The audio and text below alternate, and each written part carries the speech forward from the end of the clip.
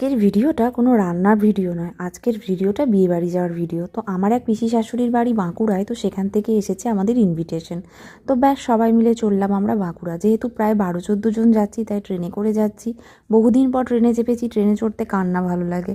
সবাই মিলে ট্রেনে উঠে গেছি। ট্রেনে উঠি যেটা প্রথমে আমরা ট্রাই করলাম সেটা হচ্ছে মশলা মুড়ি। সবাই নিয়ে নিলাম মশলা মুড়ি, আর মশলা মুড়ির সেই যে গন্ধ, কম্পার্টমেন্টে সবাই প্রায় নিয়ে নিল মশলা মুড়ি। কারণ টাইমটা হয়ে গেছিলো 9টা, প্রত্যেকেরই প্রায় খিদে পেয়েছিলো। 9টা নয়, 10টা মতন। তো মুড়ি টুড়ি খেয়ে আমরা চা ফা খেয়ে, সকলে চা ফা খেয়ে, মাম্মাম এখানে বসেছে, ও চিপস টিপস খেয়ে নিয়েছে, সবাই মিলে যাচ্ছিলাম। সত্যি কথা বলতে বিয়েবাড়ি আর এরকম সবাই মিলে যাওয়ার মজাটাই আলাদা। বহুদিন পর এরকম হচ্ছে, না হলে হয়তো একা একা গেলে গাড়ি করেই যাওয়া হয়ে যেত। তো বাঁকুড়াতে আমার প্রচুর স্মৃতি। আমার নিজের পিসিমণির বাড়ি বাঁকুড়া, তো ছোটো থেকে বহুবার বাঁকুড়া এসেছি। আজকে বাঁকুড়াতে এসে স্টেশনটা চিনতে পারছি না।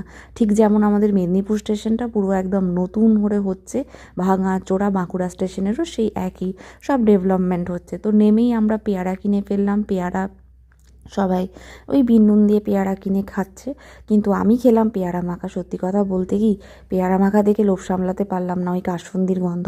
তো আমার পেয়ারা মাখা থেকে সকলে এক পিস করে খেয়ে খেয়ে সকল প্রায় আরেকটা পেয়ারার বাটি কিনলো। তো চলো বন্ধুরা, নেক্সট ব্লগস পরে আসছে।